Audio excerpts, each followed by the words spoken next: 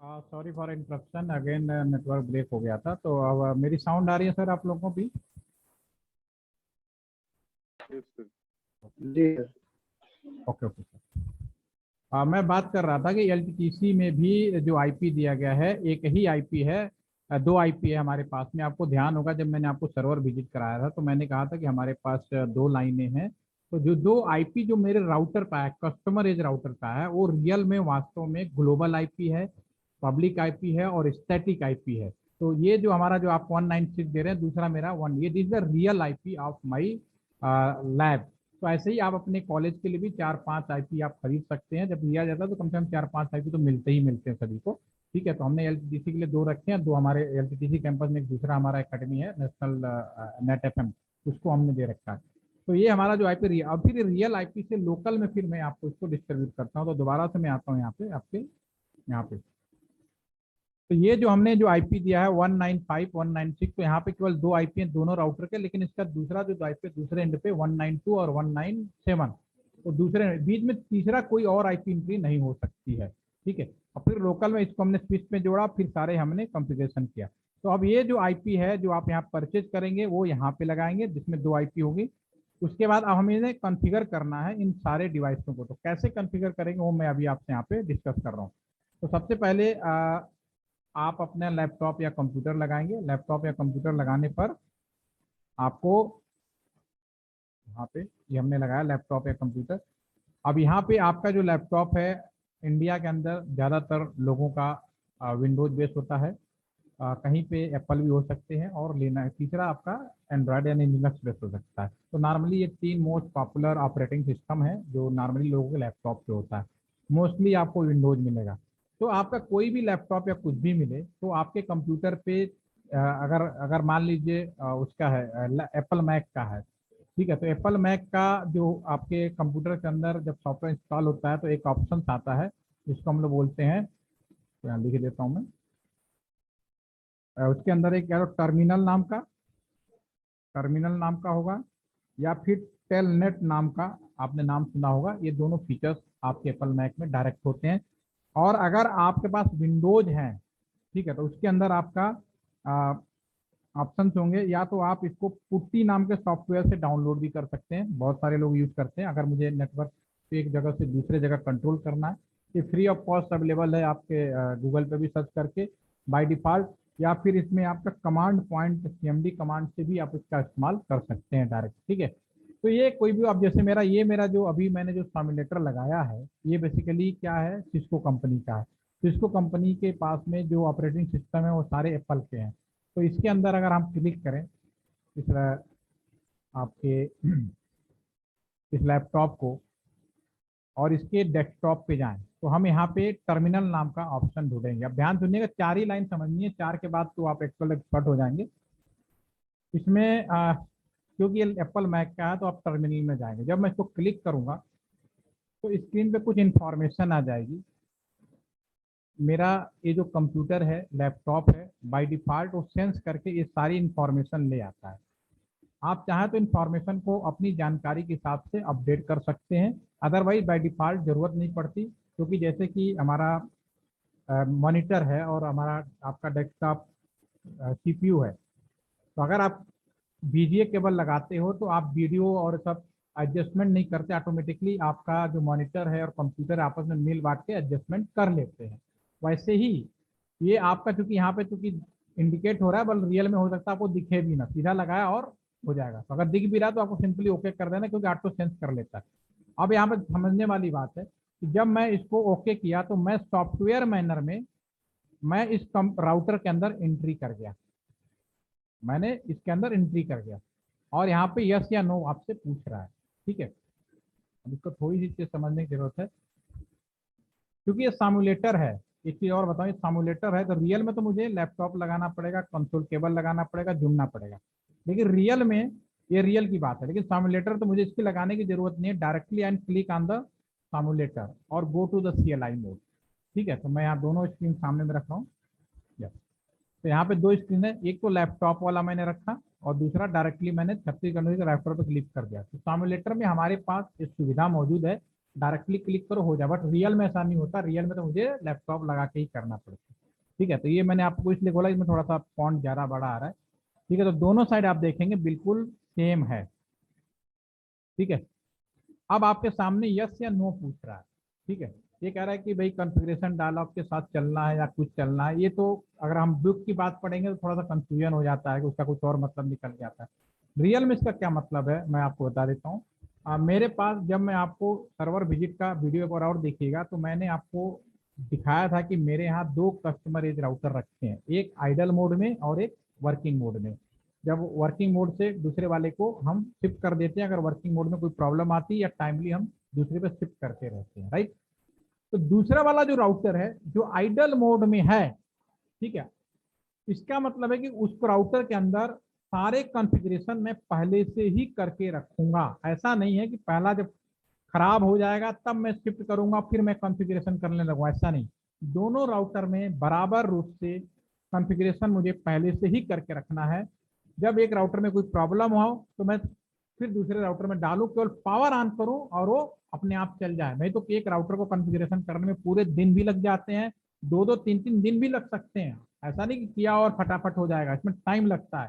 ठीक है, क्योंकि अपने पूरे एरिया, पूरे कॉलेज कैंपस या वो पूरा शहर भी होता है, उनको कर रहे होते तो 1 मिनट का काम नहीं है, एक टाइम लगता है। और इस टाइम बचाने के लिए अगर आप चाहते हो कि 1-2 घंटे के अंदर ही सारा निपट जाए तो दूसरे राउटर जो आइडल मोड में है उनके भी सारे कॉन्फ़िगरेशन करके रखते हैं। तो अगर मैं पहला राउटर मेरा खराब हो गया और मैं दूसरा राउटर शिफ्ट करूं और ये सवाल पूछे कि मैं क्यों बता रहा हूं, तो उस केस में मुझे यस लिखना है। यस लिखने का मतलब है कि भैया जो कुछ पहले ही कॉन्फ़िगरेशन कर रखा है उसे ओके कर दो, वही लाना है।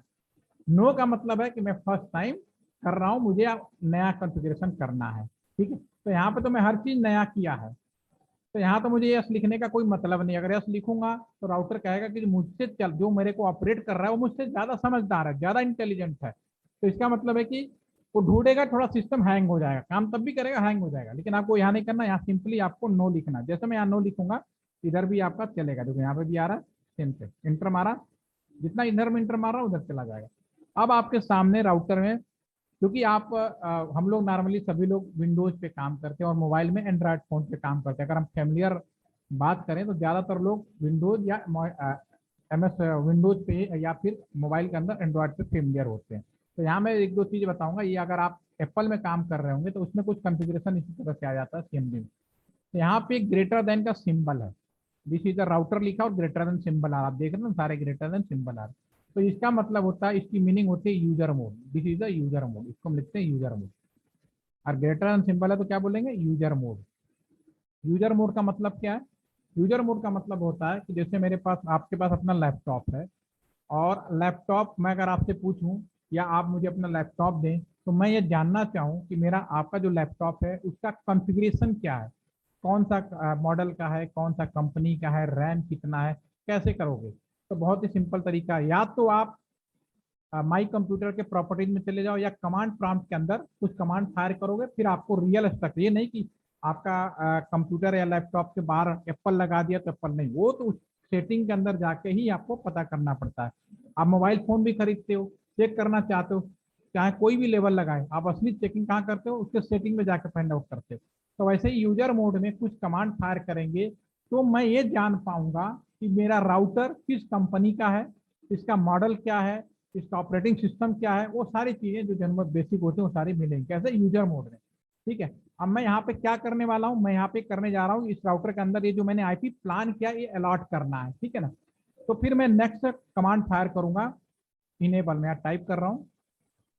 एक कमांड होती है इनेबल, ENABL, एक कॉमन कमांड है, पहली बार अगर कर रहे हैं तो आपको थोड़ा करना पड़ेगा, लेकिन कुछ समय के बाद ये सभी को याद रहेगा, क्योंकि ये अब हम लोग जो न्यू एजुकेशन पॉलिसी के अंदर ये 10th के अंदर ही ये सिलेबस के अंदर इसको इनबिल कर दिया गया प्रैक्टिकल लैब में, तो वो लोग पहले से एक्सपर्ट होके आएंगे। क्योंकि मुझे याद है कि आज से 22 साल पहले जब लोगों को मैं यहाँ पे खुद उन लोगों को वो ट्रेनिंग देता था, जब नौकरी की शुरू की थी मैंने, MS ऑफिस में काम कैसे करें, लेकिन आज हम किसी को MS ऑफिस में काम करे की ट्रेनिंग नहीं, एवरीबडी वेल वगैरह सब जानते हैं।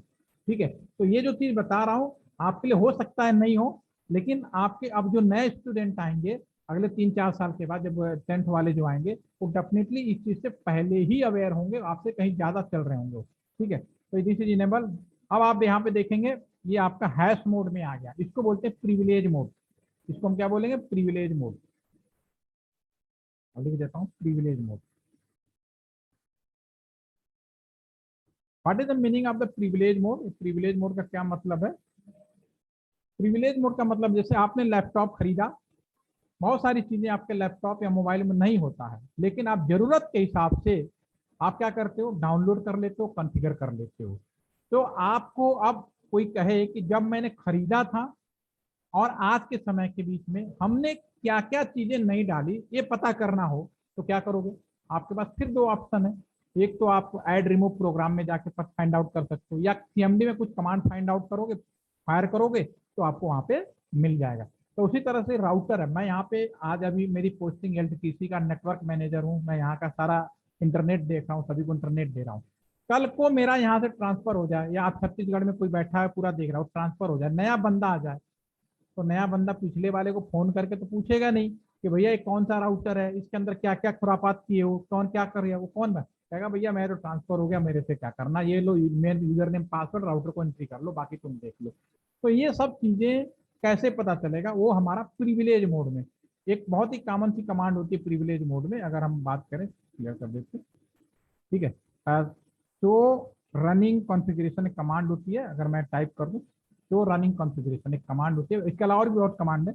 जब मैं इसको फायर करूंगा तो मेरे राउटर का नाम बता रहा है, हॉस्ट है कुछ, और सारे नीचे चलते चले जाएंगे, एंटर प्रेस करते रहिए और आप ऊपर से नीचे मूव करेंगे। फास्ट इथरनेट 0 पे मैंने अभी कोई आईपी डाला नहीं, इसी काम के लिए मैं अभी आज के सेशन में बताने की कोशिश कर रहा हूँ। 0 पे भी कोई नहीं डाला, कुछ भी नहीं किया, बिल्कुल ब्लैंक मेरा ये राउटर है, बिल्कुल। फिर वापस आ गए आप, ठीक है। तो इससे मुझे ये पता चल जाएगा, जब आप कॉन्फ़िगर करेंगे और सेम कमांड फायर करेंगे, तो मुझे ये पता चल जाएगा कि ये जो राउटर है इसके अंदर मुझसे पहले वाला इंजीनियर ने क्या क्या किया हुआ है, ठीक है। अब मैं कॉन्फ़िगरेशन मोड में आ रहा हूँ। तो कॉन्फ़िगरेशन मोड के लिए CONF कॉन्फ लिखें, और कीबोर्ड का टैब बटन अगर यूज करेंगे, ये क्योंकि iOS ऑपरेटिंग सिस्टम है, देखना यहाँ पर लिखा भी iOS, iOS है नहीं, एप्पल मैक वाला। ये बहुत ही स्ट्रांग ऑपरेटिंग, सारे ऑपरेटिंग सिस्टम में सबसे ज्यादा स्ट्रांग माना गया इसको, ठीक है। तो ये आप 3 शब्द भी लिखते हैं ना, समझ जाता है कि पूरा कमांड क्या है। अगर मैं यहाँ पे लिखूँ कॉन्फ़िगर 50 लिख के टैब बटन, पूरा कमांड तो ये होता है कॉन्फ़िगर टर्मिनल। आप चाहो तो पूरा टाइप कर लो, या टैब बटन में सारे कमांड को कंप्लीट कर लो, या अगर मैं केवल इतना भी लिखूं, ये फर्स्ट टाइम बता रहा हूँ, इसके बाद जरूरत नहीं पड़ती, एक ही बार आपके भी लाइफ में आएगा, उसके बाद आप पूरा रन कर जाएंगे, और मैं एंटर प्रेस कर दूं, तो ये कॉन्फ़िगरेशन मोड में हो गए। इसका मतलब ये है कि मैं अब राउटर के अंदर सॉफ्टवेयर मैनर में एंट्री किया, बहुत आसान था, इनेबल हुए, प्रिविलेज मोड में गए और फिर कॉन्फ़िगर। अब मैं इस राउटर को किसी भी तरह का कॉन्फ़िगरेशन करने के लिए मैं तैयार हूं। अब मेरा क्या कॉन्फ़िगरेशन है आज के सेशन में, कि मुझे ये जो पोर्ट है इनको आईपी देना है, ठीक है। अब इनको आईपी देना है, तो अब मैं इस पर्टिकुलर पोर्ट पे जाऊंगा, इस इंटरफेस पे जाऊंगा, तो मैं लिखूंगा INT इंटरफेस, पूरा कमांड भी लिख सकते हो, नहीं तो सिंपली INT लिख दो, और जो इंटरफेस की आईडी है FA0/1 को प्रेस कर दीजिए।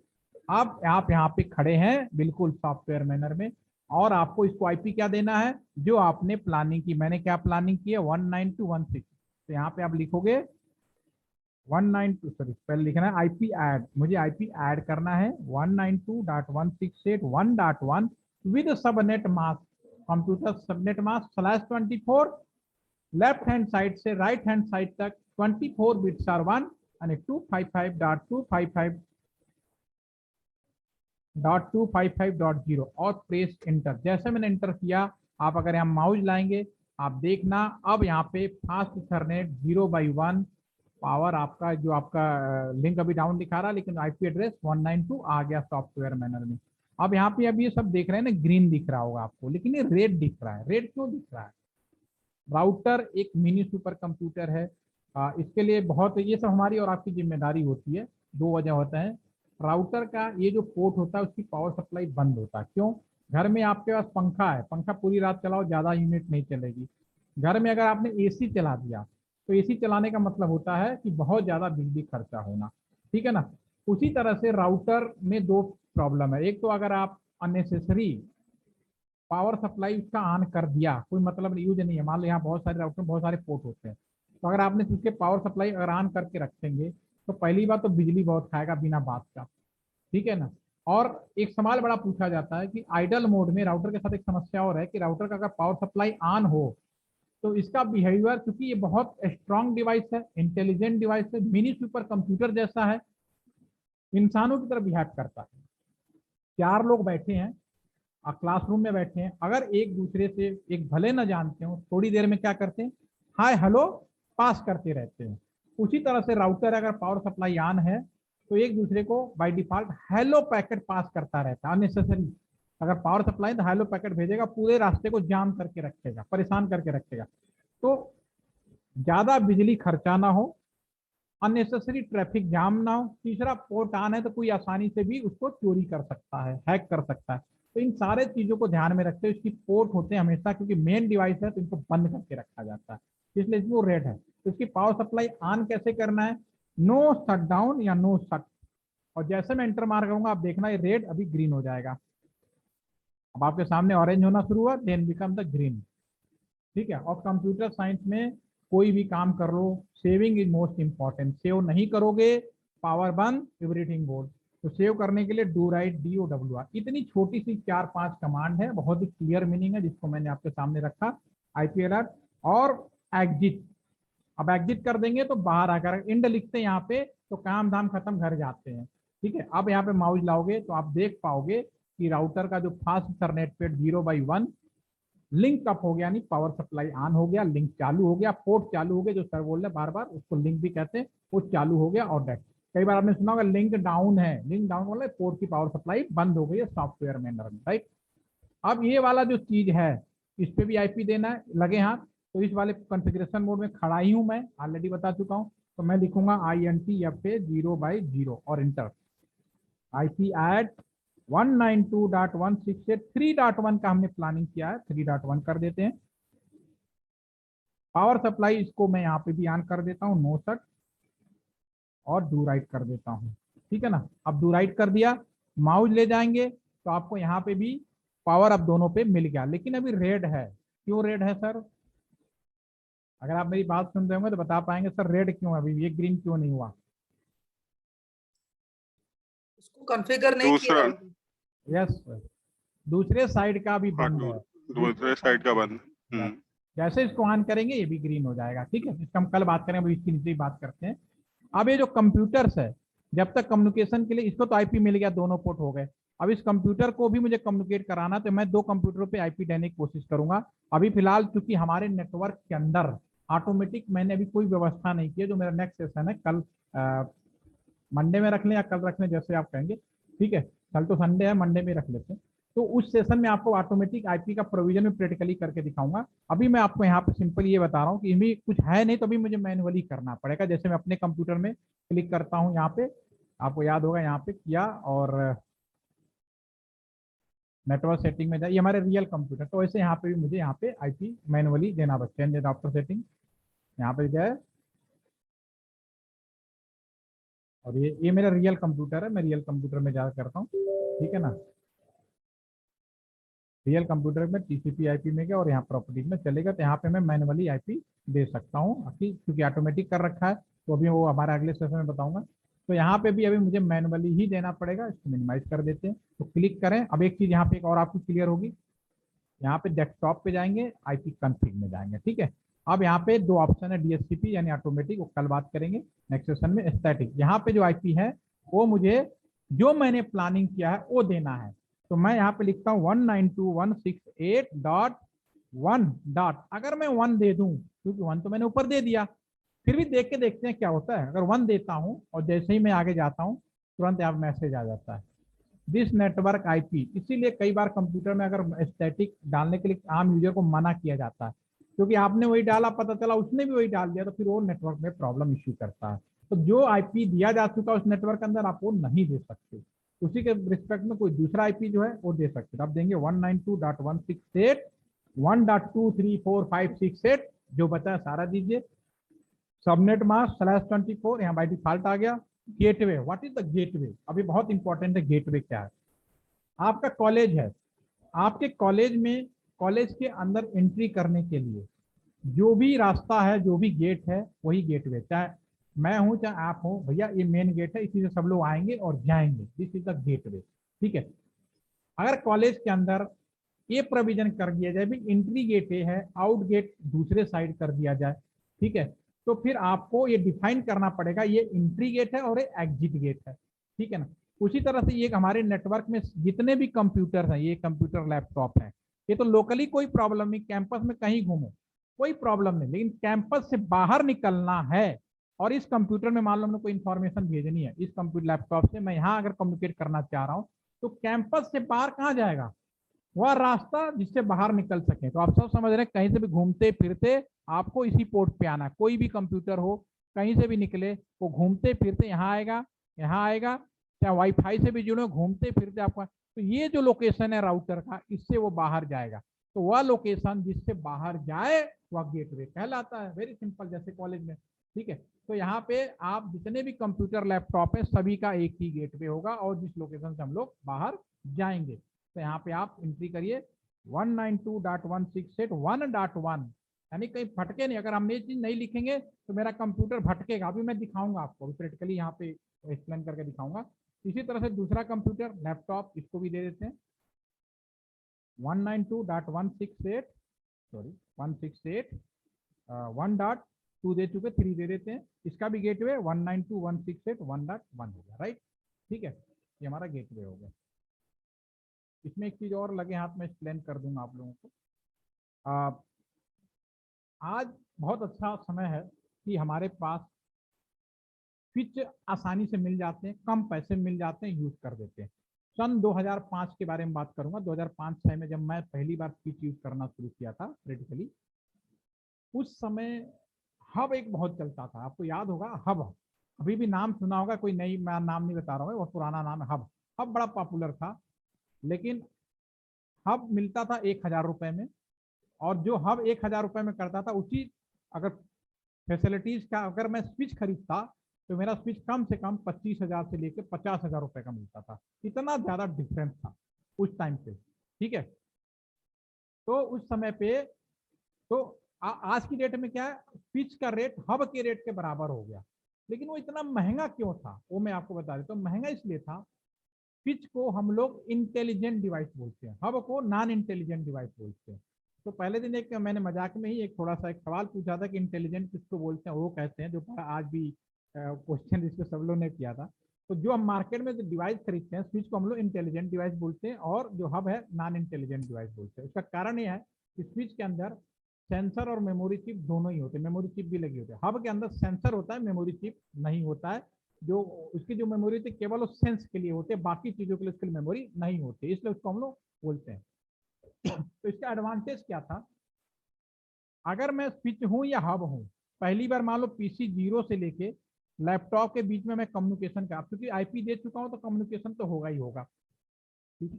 तो फर्स्ट टाइम कम्युनिकेशन करूं, सिंपली एक बात करूं, आपका क्लासरूम है, क्लासरूम में बहुत सारे नए बच्चे आए आपके पास में, और आप क्लासरूम में जा रहे हैं, ठीक है, और पहली बार आप भी इंटरेक्ट होंगे, आप बच्चों को नहीं जानते कौन कौन स्टूडेंट क्या है।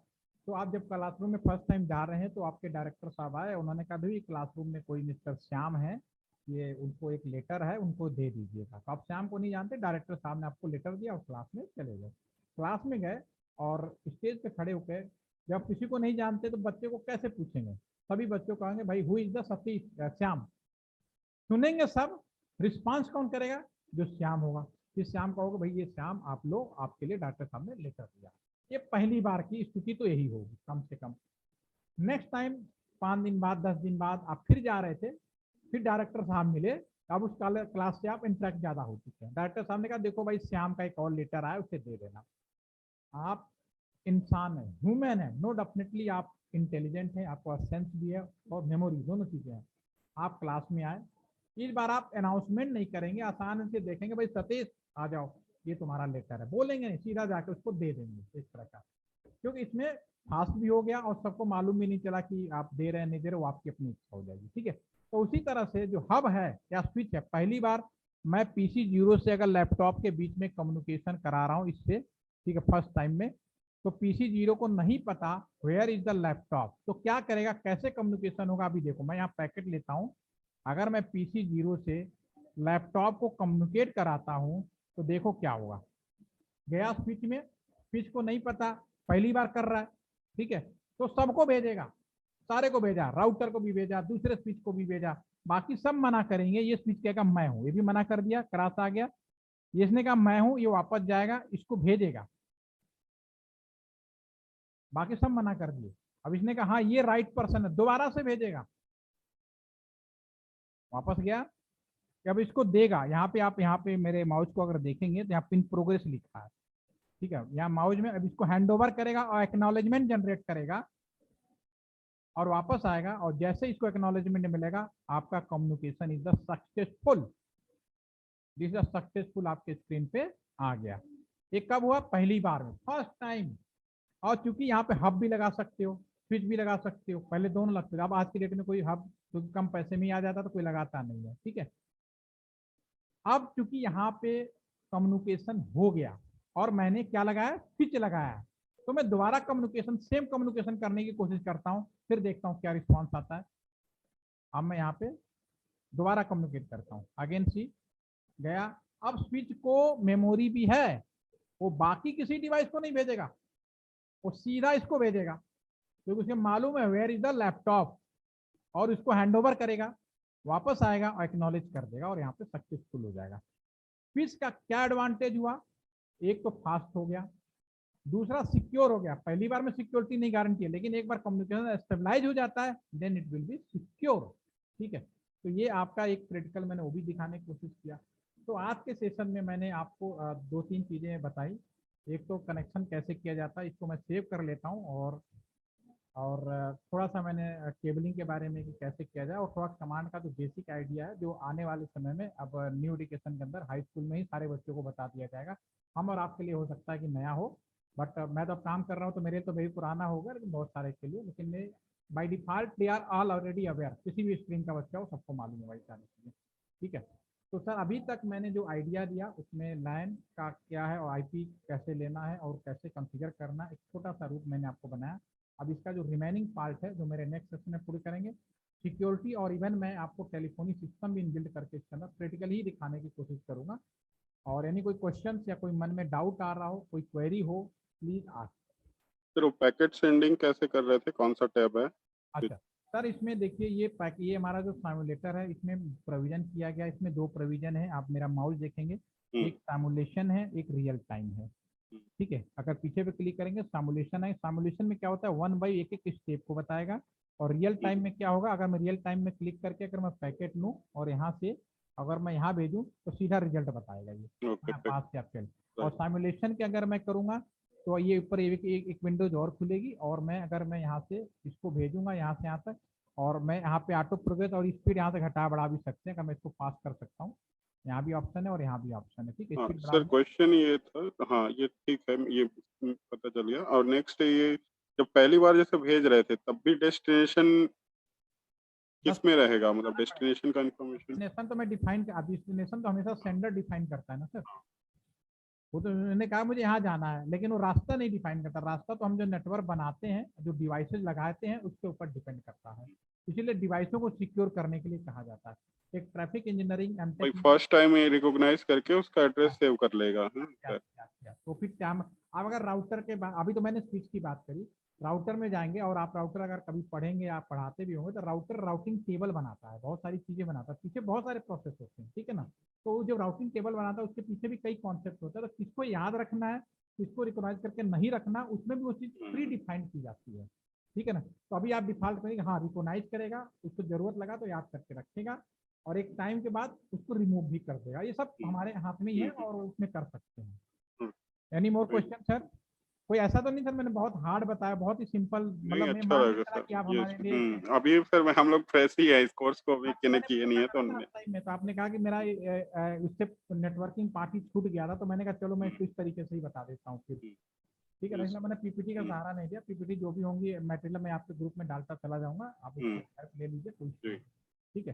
तो अगर मैं जरा ऊपर जा रहा हूँ, ज्यादा हाई फाई, तो प्लीज रोक दीजिएगा, मैं बिल्कुल नहीं सर, कंटेंट अच्छा है और कवर भी हो रहा है, और भी कीजिए, मतलब इतना मैं श्योर कर रहा हूँ कि आप कैंपस के अंदर ये पूरा नेटवर्क डिजाइन कर लेंगे, और कल को अगर आपको डिजाइन भी करना हो तो सामने वाले से बात कर पाओगे, जी, ठीक है ना। तो आज के लिए इतना ही sir, have a nice day. Thank you sir, बहुत बढ़िया था सर, बहुत बढ़िया। जी thank you sir, nice sir, बढ़िया, काफी नॉलेज पता चला, बड़ी बड़ी चीजें।